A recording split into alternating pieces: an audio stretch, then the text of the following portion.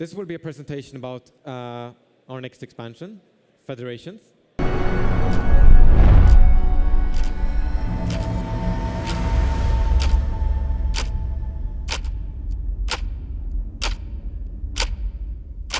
Finally, after all this time, Federations expansions, the Galactic Community, and of course, the Space UN, or at least to a certain regard, because Federations will have new mechanics, and that right there is super exciting. Federations coming to us sometime in the future, now that Lithoids is out, and you know what, there's quite a lot of cool stuff to talk about when it comes to this particular expansion, because I had a little bit of a dig, it's, as you do before, making these sort of videos, and I vaguely remember that back in 1.3, Heinlein, specifically back in 2016, yes, that long ago, there was a list of stuff that the developers would love to put into the game. And one of these were, and I quote, a galactic community with interstellar politics and a space UN. Now, it's been 3 years, and no doubt there has been quite a lot of development in this regard for this particular concept, and a lot of prototyping, but now, finally, 3 years later, we are going to get a galactic community with proper interstellar politics. And that right there is something that I'm really, really excited about, because let's be honest here, Federations, as of right now in vanilla, are a bit of a boring scenario. Let's be honest here. There's not a lot of stuff you can do. You can build ships and add more stuff to those ships and have friends that may or may not help you out depending on whether or not the AI works or not. So that's like a whole different discussion in general. But yeah, it's finally here, and that is super exciting. You can create new alliances with new names, with new mechanics behind it. This is going to be a massive, massive overhaul to the current systems in the game, especially when it comes to politics, something that is desperately needed. There's quite a lot of mods out there that add additional political items to the game, which, of course, is really important. And now that it's finally going to be here, a lot of these mods are probably not going to be all that useful anymore. I do feel that dynamic political events definitely is something that should be added to the base game, and as of right now, I haven't seen anything, because yes, I did have a hands-on with the Federations build as it is of right now. Now, it's very early in development, not a lot of stuff is in there yet. There's a lot of developer graphics in there. A lot of the UI needs a lot of work, but it's coming, and that right there is cool. So when it comes to Federations, there will be several types you can set up, and this is done by the very first alliance that has it. Of course, as you go through your tradition tree, you will have the opportunity to start a Federation. And I wouldn't be surprised this particular mechanic is going to change a little bit, because there is really no interface at the moment that defines what kind of Federation you have. I also would not be surprised if it's going to be locked to your ethics. Like I said, the build that I played was relatively early on in development, and yeah, there's quite a lot of stuff to discuss there when it comes to that there Federation. So let's quickly put another leader onto this here science ship. But yeah, Federations, we will be able to get research cooperatives, so those are materialists. So being able to bring in new empires in that Federation cooperative basically, allows you to get more research done a lot quicker, more efficiently, and that sort of thing, with better research trading as well. Right now, the research agreements are basically based on, hey, you've got more tech than I do, or I have more tech than you do. I'm going to give you a bonus to whatever technology is currently available to me, rather than proper technology trading. That's something that I really miss. If you go to classic sci-fi empires, it's like, say, the Puppeteers with their World Swarm or whatever it was called, trading technology for very basic concepts, maybe even sociology or something along those lines, would be really, really cool. Now, whether or not that is going to be in Federations, especially under the Research Cooperative, is a whole different question, but yeah, that's something that remains to be seen. Then there's the Trade League. As far as I understand, Trade League is going to be mostly available to mega corporations, or at least mega corporations will have a bigger bonus out of it. Now, megacorps, of course, don't spawn on all that frequently, but being able to flip your ethics onto another empire by using the ideology modifier, or at least the ideology CB, will allow you to flip other empires to your ethics and basically get them ready to be joining that federation. Which brings me to the next one, the military alliance, which basically it's what's written on the tin, isn't it? It's a military alliance. Kind of very similar to what we have right now. I think it's the most what we have right now is more analogous to what we can expect from that one.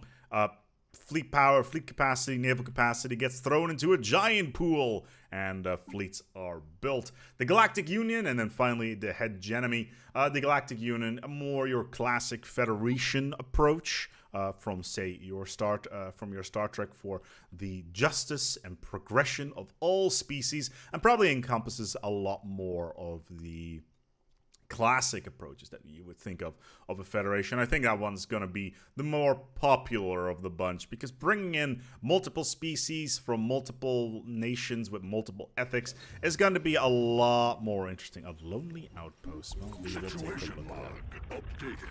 And of course the hegemony, which is one big power with a bunch of vassals. Think about, say, the feudal society civic, but on steroids, at least from as far as I understand, and I really hope that's pretty much what we're going to get from that. It's something that I've wanted for quite some time, and now it looks like we're finally going to get mechanics. Now every federation type has a level up system where over time the Federation develops. Now, I really hope that we can actually use this from species to species as well, with a relationship between one empire and another, even though they may not be in a federation, will get more dense as things progress over the centuries. Something that Dynamic Political Events currently uses to a certain degree. It's a mod, check it out in the workshop. And yeah, I really hope that we're going to be seeing mechanics like that being tacked on to federations. Of course, research cooperatives, as I already said, free and automatic research agreements is fairly straightforward. Research agreements are not entirely clear to the eye on what they actually do. Basically what it does is it say, hey, you've researched this technology, you automatically get a bonus to research this technology again, rather than straight up tech trading, which is something, like I mentioned, is something that I would really like. Every member of the Federation by default as a basic feature to get the trade here. And this perk increases how strong that sharing is amongst other things. Amongst other things, it's not really defined as of yet, and I'm sure that we're going to be seeing a lot more detail in the next few months when it comes to the Death Diaries. So yeah, trade leagues, they have the special trade league policy, more trade for anything. The one thing that I do really miss in the game at the moment is proper trade lanes and stuff like that. For instance, your classic Star Wars approach where there are hyper trade lanes that are more advanced, and of course maybe tiny ships being added there to define that trade. That would be very cool. I really doubt we're going to be seeing that in the game, and I rolled the Baul. Oh my lord, that is the best roll you can get at the start of the game. But yeah, trade leagues, interesting. I'm really looking forward to see how these different types of federations work. But yeah, the Galactic Unions, the default federations for better collaboration, etc.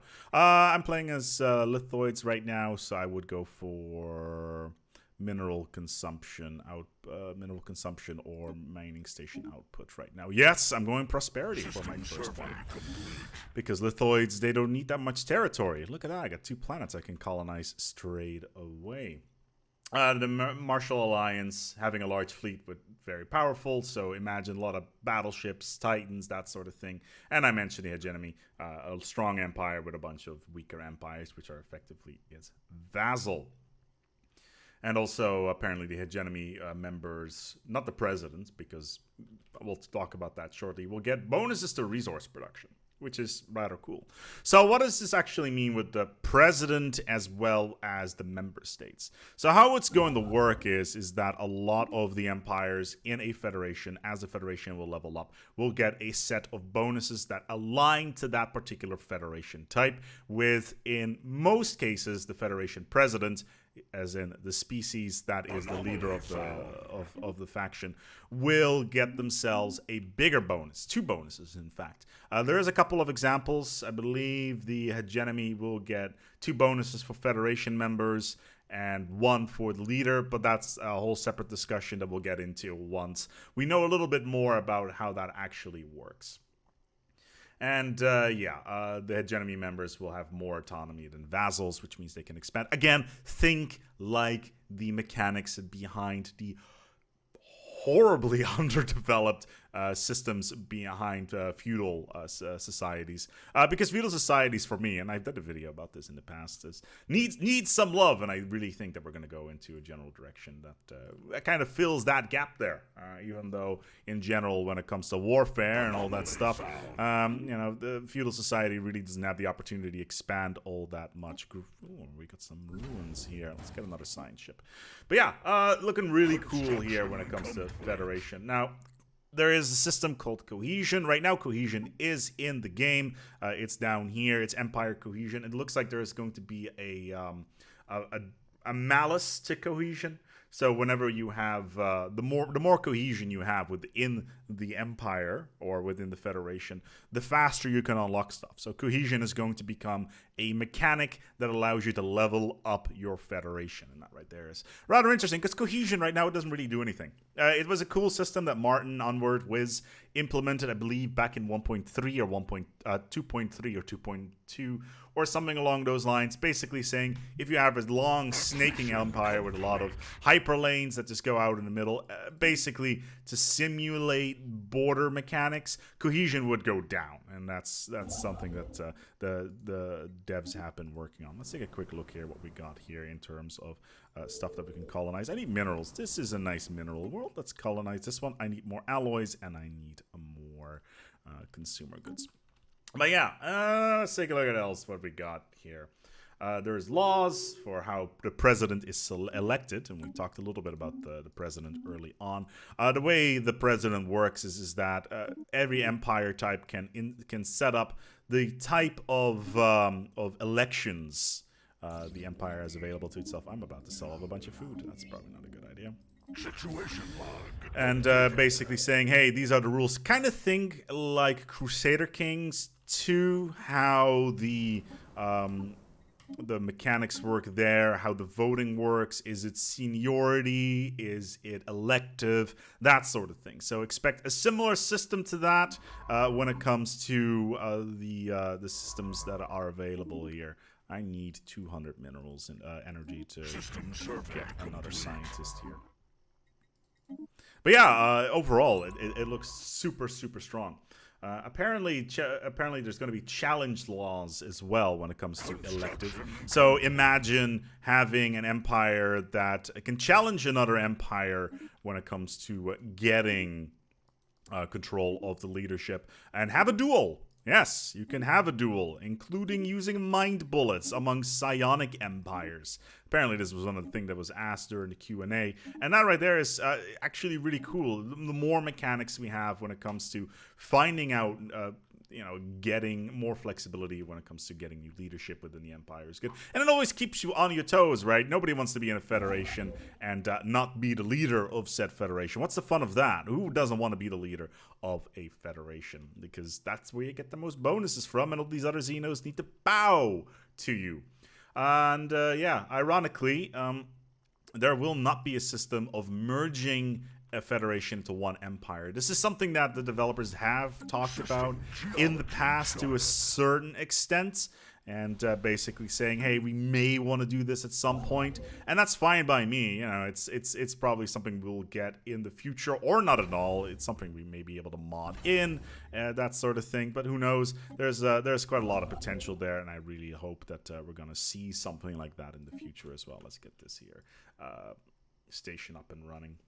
But yeah, then there is diplomatic weight. Voting within a federation is important because you want to get your laws pushed through than all the other laws. It's on the floor. There's a list of laws, and you're like, I want this law to be voted on today because there's stuff going out there. I need more resources for X, Y, Z.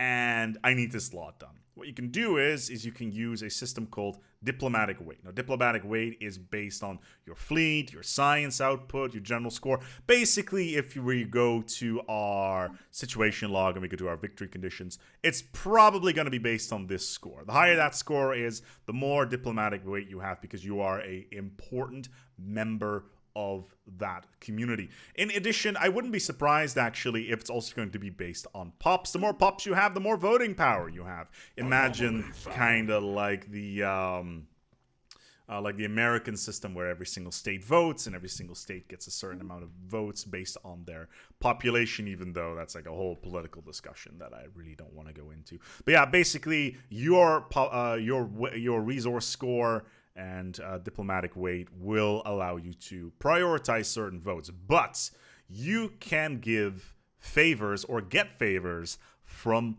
other empires who then will say, hey, take our diplomatic weight and use it to vote on the things you want to.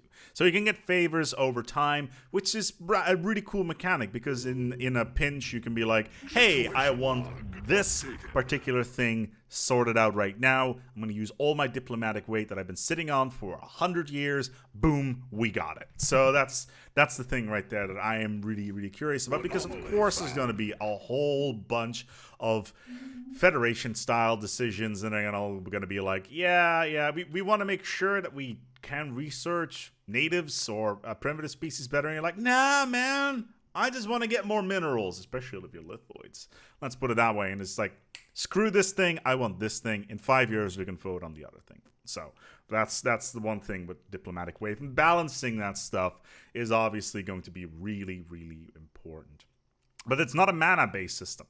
I think that's really important, especially after Imperator Rome came out, and now it's been completely rebuilt. The mana system that was a holdover from EU4 is not part of this game, and I think it's really important for to stress that. It's a resource you can work to and not something that slowly ticks up over time, similar to how influence works. I think influence is really the only real mana in the game as of right now, and that's something that we want to keep in mind. Let's take a look here.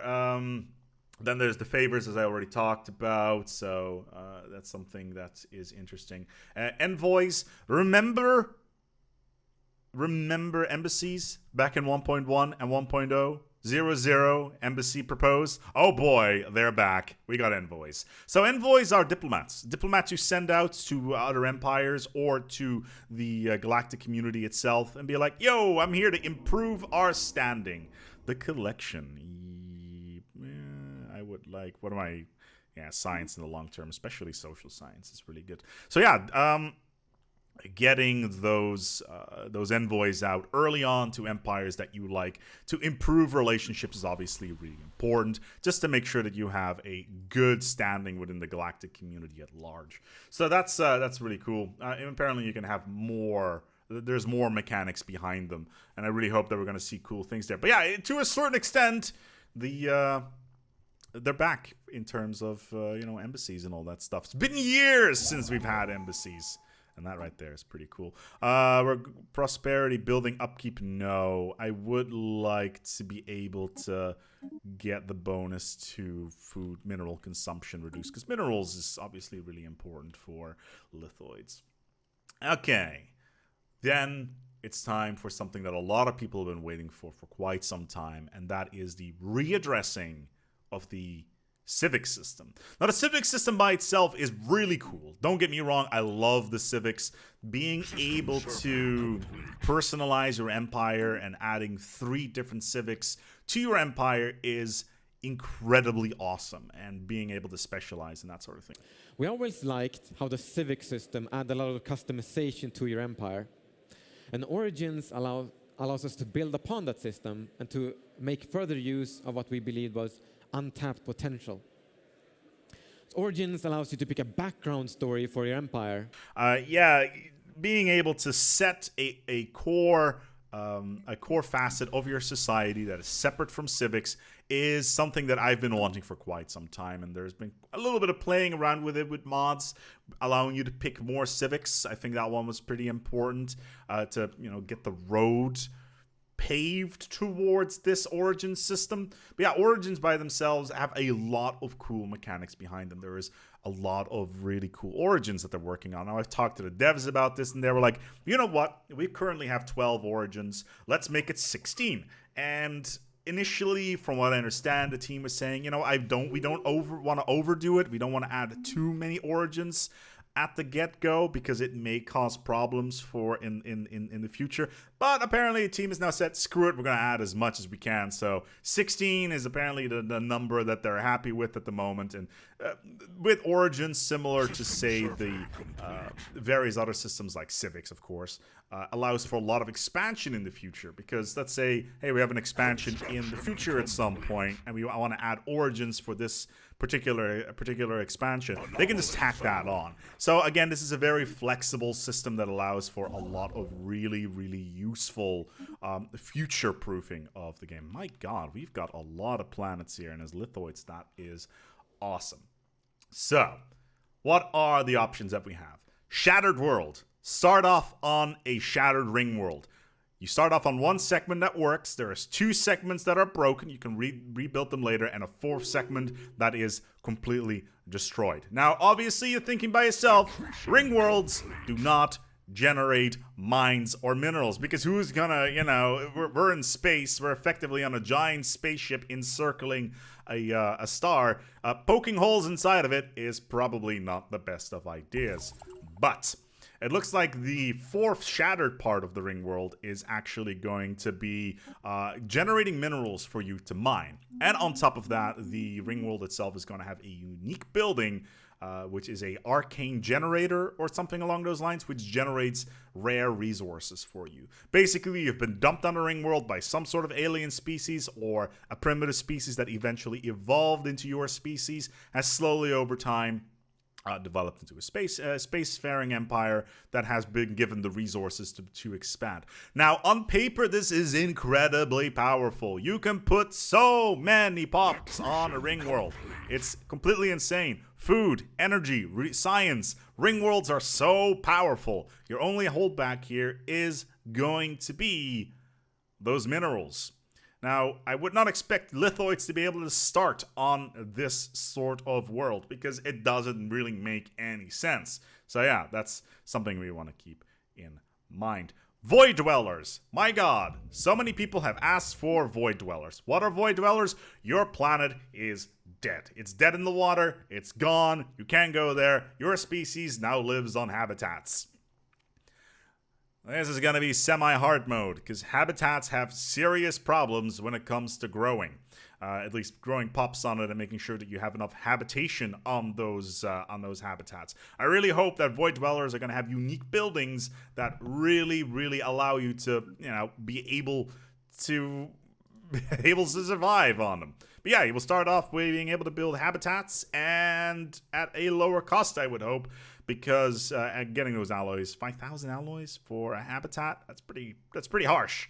Let's be honest here. It's going to be difficult to get underway. Let's build another science ship to get this thing underway. But yeah, so many cool stuff there. Then there is Scion. Scion is a vassal of a fallen empire. How does that work? I guess you're just a vassal of a fallen empire, similar to how the Awakened Empires work, where you can say an X amount of our resources, go to the fallen empire, and at some point, hopefully through various dynamic political events, wink wink, paradox, hope you're watching, can become free from the fallen empire. And of course, eventually they're going to get sucked up again by the joys that is the Awakened Empires, because they want to reclaim what is theirs. So that's something we probably want to keep in mind. I have enough minerals to get a fresh pop. Excellent. Most excellent. But yeah, that one is pretty cool, Scion. It's probably more of an easy mode because you're effectively protected by a fallen empire at almost all times. And I think that is going to be a very nice little addition for those of you who want to start. Remnants! Oh my god, Remnants. Start on a relic world. Yes, you just survived the destruction of your society. The Ecumenopolis, or former Ecumenopolis that you live on, has now become a relic world, and you need to claw yourself out. My lord, it's so powerful. Energy. got tons of it. Minerals, you got tons of it. 20, well, maybe 25 tiles, who knows, or at least 25 with crazy good. Then we have the science bonuses from Relic Worlds. It's insane. It's not as good, arguably, as the Ring World start. Then again, we don't know the mechanics behind it, but oh boy, starting on a Relic World is going to be so good. And on top of that, you can rediscover the former glory of your empire through archaeological sites. Can you imagine? That's crazy. That's crazy good. More archaeology is always good. If you got ancient relics, if you don't have ancient relics yet, go and pick it up, because the amount of events that are being added there is just so good. So good indeed. Let us see if we can build another construction ship. Abandoned refueling station. That is definitely a mod. Add 3 energy. Pumping fuel from an unknown source may be dangerous. Expertise Voidcraft. Let's do the 3 energy. That's more powerful. Tree of Life. This one, I think, is by far the most fascinating of all the origins. So, origins for the Tree of Life. What does it do? First of all, it's only for hive minds. Okay? Only for hive minds, a pure origin just for them. What does it give you? It gives you a home world with a Tree of Life as a building, or probably, let's say here, on a building slot. And as long as the Tree of Life is alive, you will get massive bonuses to your empire. However, if somebody goes full on Navi on you, as in I'm talking about the joyous movie Avatar, and they try to bomb their Tree of Life, then huge malices are applied to your empire. Keeping your Tree of Life alive is going to be incredibly important to keep your empire steaming. It also means that it becomes a strategic target for anybody who is attacking an empire with this origin. Because you want to kill that freaking Tree of Life. It needs to go. Because you could cripple any alien species that has one of these. And that right there is a cool dynamic that I really, really like. It's it adds so much more flavor to the game, and that's something that I can get really behind. We need to build some more energy once we have more minerals available. Yeah, so 18 origins so far. There's a couple of other ones. So ones that have not been really discussed outside of the game itself, at least the presentation itself. There's also Doomsday. Now, what is Doomsday? Basically, what it does is, if you ever played supernovae cosmic explosions, you will know that there is the opportunity to play as them on a planet who is doomed because your star is going to blow up. In this particular case, you have 67 years to get the heck out of this planet and colonize an empire, because your planet is going to go bye-bye. It's literally going to go full-on Krypton, and you need to get the hell out of here. Personally, 67 years, way too easy. You can just focus on other planets, colonize the crap out of it, decommission your homeworld, get all your pops into space, and focus on other things. I would like to be this a challenge. And I talked to the devs about this. Add more modifiers to this. Be able to set when Doomsday is going to hit. 10 years, 20 years, 30 years. Attach achievements to this sort of thing. You got a high challenge going on? Boom. 10 years, manage to survive and get to the end game. You get an achievement for that. That right there is something I like to see. More hardcore challenges that are along these lines. And getting into space in 10 years and colonizing the world, it's not really all that hard. It's getting that infrastructure on the way after that point, plus fighting off the guaranteed Fnatic Purifier that basically spawns next to you every single friggin' game you play, is going to be a bit more challenging. Of course, there is a lot more of these, with a lot more Empire types, and a lot of stuff is to be pending. We're going to be seeing a lot of these. You've got your mechanists. It's going to become an origin. Probably Fnatic Purifiers is going to be an origin. I wouldn't be surprised if there's going to be robot origins as well. But at the moment, they're pretty much locked into the amount of origins that they will have, and potentially add more over time. I'm so excited about the origin system because it's a system I'm actually going to be using, because I never use Federations. So, yeah. Then we get to the big boys. Big stuff.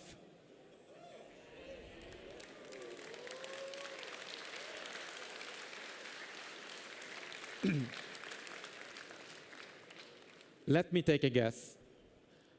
There's no one here that thinks adding bigger ships is a bad idea.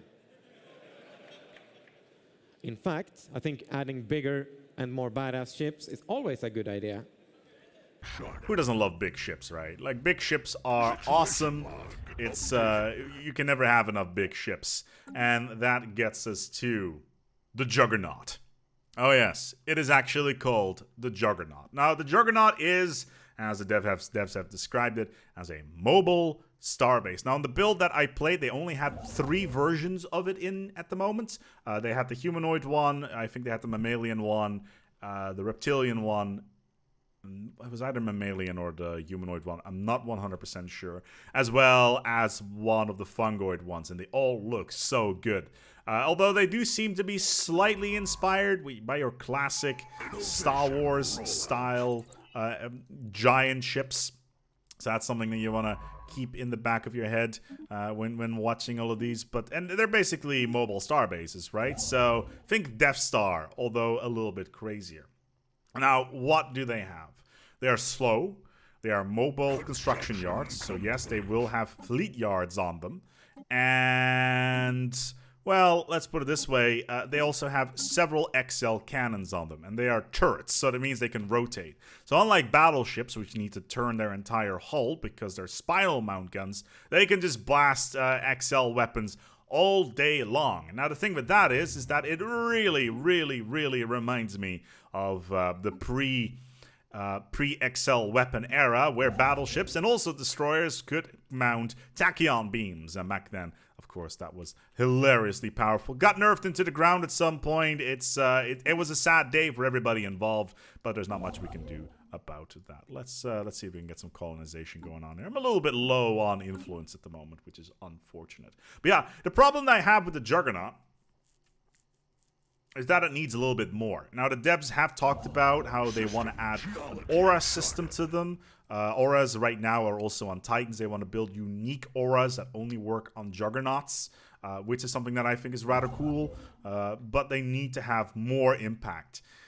A mobile starbase on paper is a really cool idea.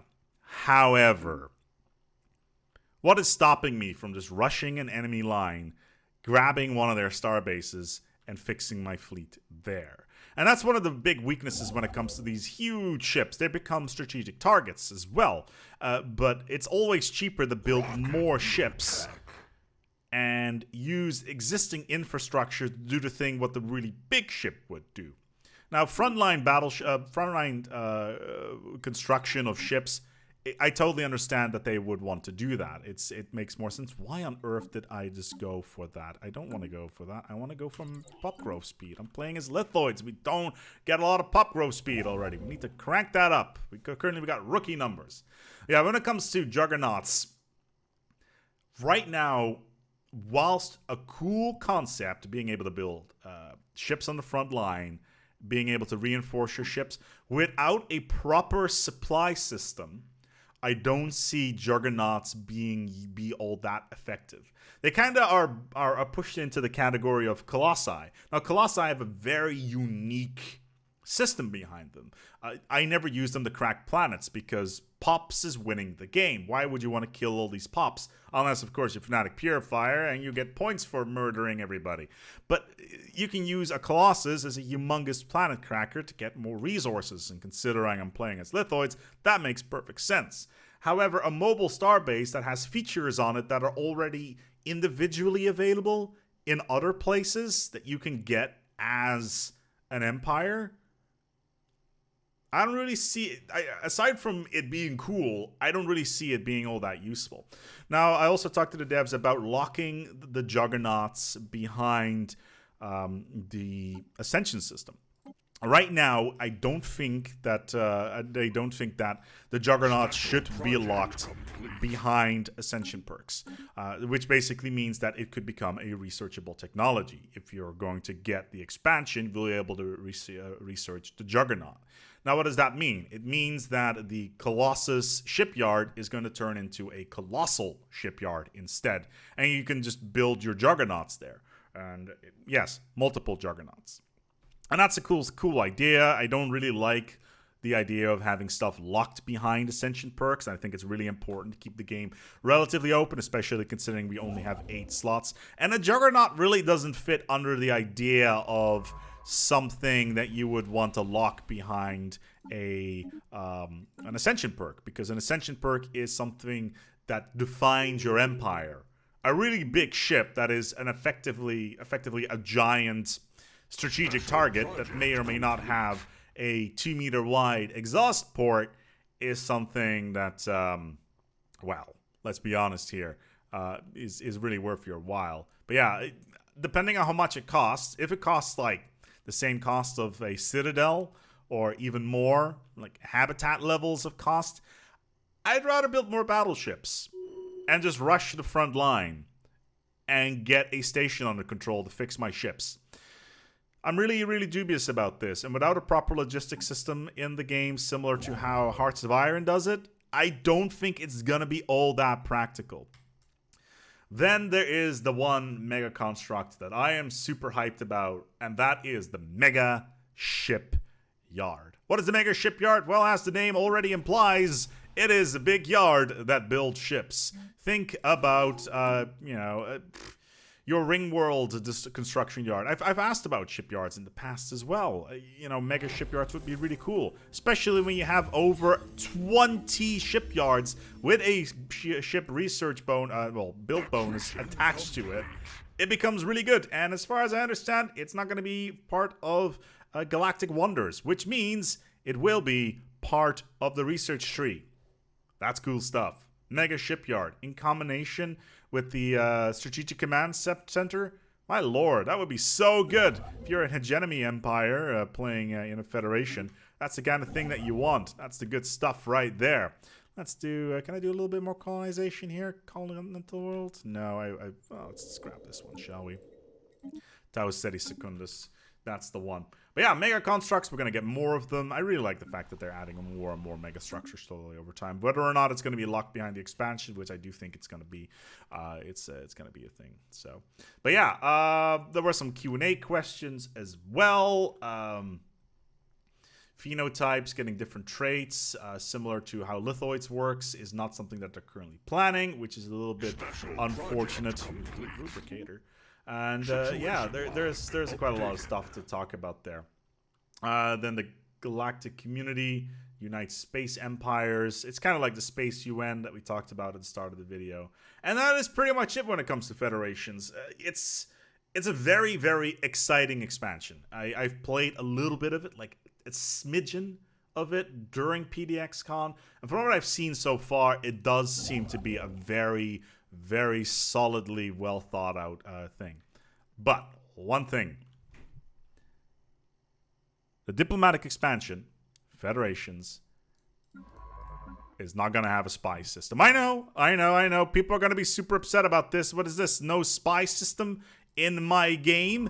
It's something they're currently still working on, from what I understand, and they don't really want to delve too deep into it at the moment because they want to get federations out of the way and then potentially add a spy system into the future that could potentially sync with a potential spy update. Right now, Hearts of Iron is working on La Résistance, which is their spy and intelligence update. And there's apparently quite a lot of cross-pollination going on between the devs right now, saying, hey, these are cool systems.